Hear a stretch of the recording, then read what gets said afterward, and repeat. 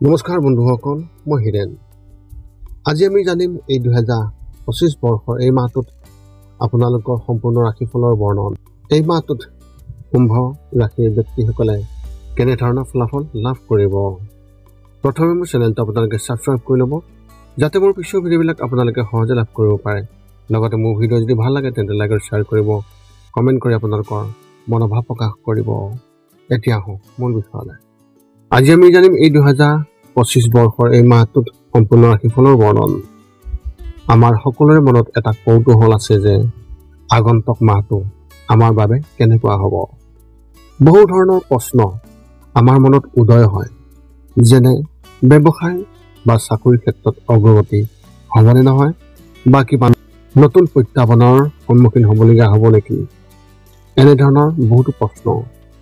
সেয়েহে আপোনালোকক এই ভিডিঅ'টোৰ জৰিয়তে ৰাশি আৰু ৰাশিফলৰ ওপৰত ভিত্তি কৰি ৰাশিফলৰ ওপৰত বিভিন্ন গ্ৰহ আৰু নক্ষত্ৰমণ্ডলৰ প্ৰভাৱ আৰু গতিবিধিৰ বিষয়ে অধ্যয়ন কৰিছোঁ। এই কথা মনত ৰাখি আমি আপোনালোকক এই 2025 বৰ্ষৰ এই মাহটোত ৰাশিফলৰ মতে সঠিক মূল্যায়ন কৰিছোঁ, যাতে আপোনালোকে সেই অনুসৰি প্ৰস্তুতি চলাব পাৰে।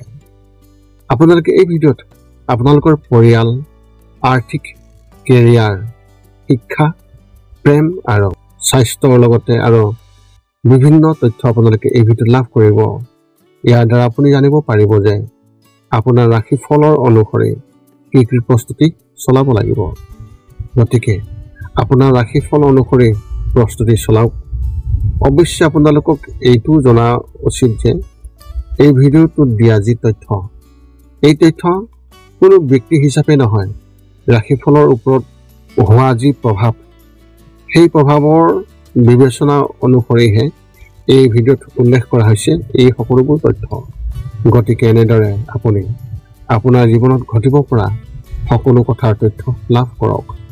গতিকে কোনো পলম নকৰাকৈ এতিয়া আমি এই 2025 বৰ্ষৰ এই মাহটোত যি ৰাশিফলৰ বৰ্ণন, সেই ৰাশিফলৰ বৰ্ণন আপোনালোকক আগবঢ়াবলৈ আগবাঢ়িছোঁ। সৰ্বপ্ৰথম পাৰিবাৰিক জীৱনৰ ক্ষেত্ৰত এনেধৰণৰ। এই মাহটো আপোনাৰ পাৰিবাৰিক জীৱনৰ বাবে খুবেই ভাল হ'ব। সকলো আপোনাৰ ওপৰত সুখী যেন দেখা যাব আৰু আপোনাৰ বাবে বিশেষ কিবা এটা কৰিবলৈও প্ৰচেষ্টা কৰা হ'ব।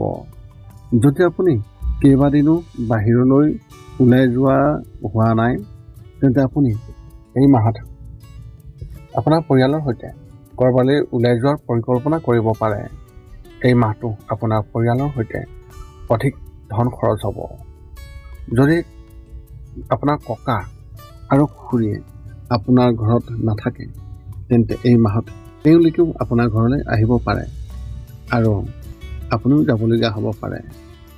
সকলোৱে একেলগে পুৰণি কাম কৰিব। কিবা এটাৰ বিষয়েও গভীৰ আলোচনা হ'ব। ঘৰৰ এজন সদস্যৰ বিবাহৰ কথাও পাতিব পাৰে, যাৰ ফলত সকলোকে সুখী যেন দেখিবলৈ পোৱা যাব। ব্যৱসায় আৰু চাকৰিৰ ক্ষেত্ৰত এনেধৰণৰ। যদি আপুনি এজন ব্যৱসায়ী, তেন্তে এই মাহত আপুনি কিছুমান ভাল ঠাইৰ পৰা আপোনাৰ ধন বিনিয়োগ কৰাৰ সুবিধা পাব আৰু আপুনি বিনিয়োগ কৰিব। ইয়াত আপুনি আপোনাৰ পৰিয়ালৰ পৰামৰ্শও পাব, যিটো অতি উপযোগী হ'ব। যদিও ইয়াৰ তাৎক্ষণিক লাভ নহ'ব, কিন্তু ভৱিষ্যতৰ প্ৰতি লক্ষ্য ৰাখি ই লাভজনক হ'ব। গতিকে বিনিয়োগ কৰক আৰু ফলাফল চাওক। এই মাহটো জববাৰৰ বাবে স্বাভাৱিক হ'ব, অৰ্থাৎ যিসকলে ব্যক্তিগত খণ্ডত কাম কৰি আছে, কামৰ বোজা কম হ'ব। কিন্তু আপুনি আন কোনো ক্ষেত্ৰত চাকৰি বিচাৰিবলৈও আপুনি চেষ্টা কৰিব। কিন্তু কথাটো মন কৰিবলগীয়া কথাটো যে আপোনাৰ মনটো শংকিত হ'ব, কিন্তু সেই সন্দেহটো কাৰোবাৰ দ্বাৰা সমাধান হ'ব। শিক্ষা আৰু ক্ৰীড়াৰ ক্ষেত্ৰত এনেধৰণৰ। যদি আপুনি কলেজৰ প্ৰথম বৰ্ষত আছে, তেন্তে এই মাহত আপুনি এটা ভাল ঠাইৰ পৰা আপুনি কাম কৰাৰ সুযোগ পাব আৰু ইয়াৰ বাবেও আপুনি উত্তেজিত যেন দেখিবলৈ পোৱা যাব। বন্ধুসকলে মাহৰ মাজভাগত আপোনাৰ পৰা সমৰ্থন লাভ কৰিব আৰু বন্ধুৰ লগত সংঘাত হ'ব, কিন্তু ইয়াৰ সমাধানো অতি সোনকালে হ'ব।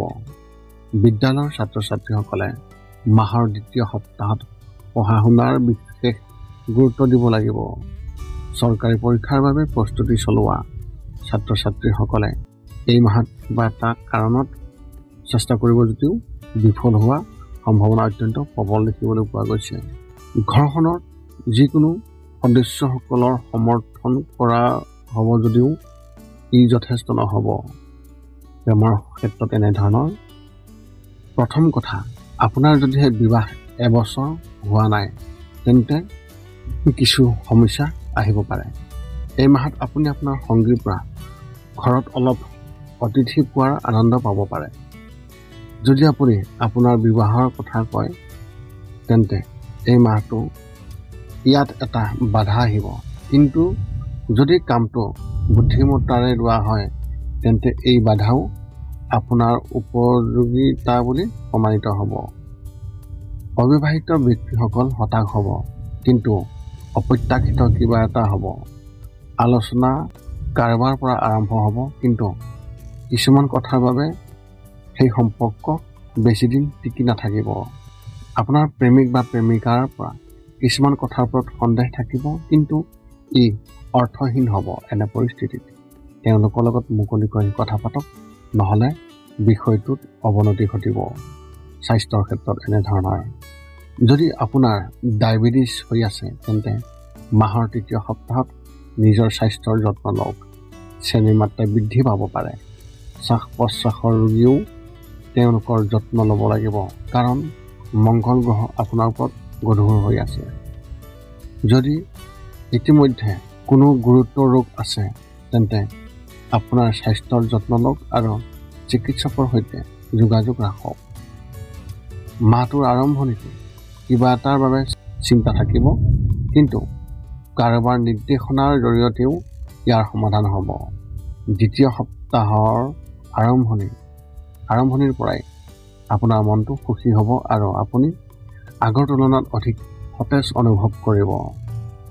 আপোনাৰ মনত নতুন নতুন ধাৰণা অন্তৰ্ভুক্ত কৰা হ'ব। আপোনাৰ এই মাহত শুভ সংখ্যা হিচাপে 9 আৰু শুভ ৰং হিচাপে আপুনি এই মাহত বগা ৰং ব্যৱহাৰ কৰিব পাৰে। কুম্ভ ৰাশি ব্যক্তিসকলৰ বাবে এক বিশেষ তথ্য আগবঢ়া হৈছে। মাহৰ দ্বিতীয় সপ্তাহত স্বাস্থ্যৰ প্ৰতি সচেতন হওক। সেই সময়ত কোনো ৰোগে আপোনাক আক্ৰমণ কৰিব পাৰে। সেউজীয়া শাক পাচলি খাওক আৰু ৰাতিপুৱা যোগাসন কৰাৰ অভ্যাস গঢ়ি তোলক। যোগাসন কৰিলে স্বাস্থ্য ভাল হ'ব, গতিকে কমেও আধা ঘণ্টা যোগাসন কৰক।